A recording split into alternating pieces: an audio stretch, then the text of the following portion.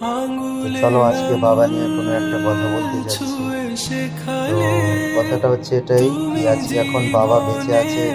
তো অনেকজন বলে কি বাবা খারাপ, বাবা আমাদেরকে মারে, এটা ওটা, অনেকজন অনেক রকম কথা বলে।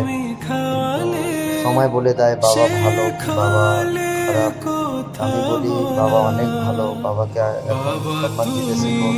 কারণ ছোট থেকে মানুষ করেছে বাবা, নিজে না খেয়ে তোমাকে বাবা খাইয়েছে নিজের হাতে। কোথা থেকে কোন জায়গা থেকে কোন জায়গা নিয়ে গেছে বাবা তোমাকে। তাই বলি বাবাকে সম্মান দিতে শেখো। তোমার জন্য বাবা কোন জায়গাতে গিয়ে পড়ে আছে, বিদেশে গিয়ে পড়ে আছে তোমার জন্য।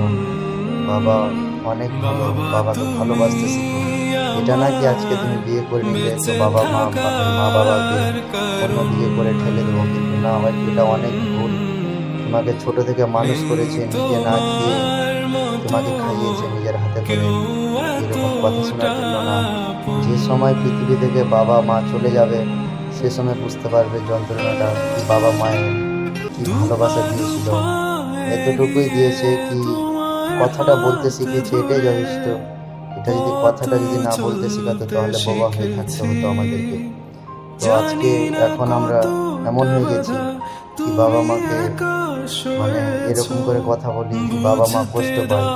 এরকম না কি বাবা মা কষ্ট পায়, এরকম কথা বলা ঠিক না। তাই জন্য বলি কি বাবা মাকে সম্মান দিতে শিখো, আর মুখটাকে নিচু করে কথা বলতে শিখো বাবা মায়ের সঙ্গে।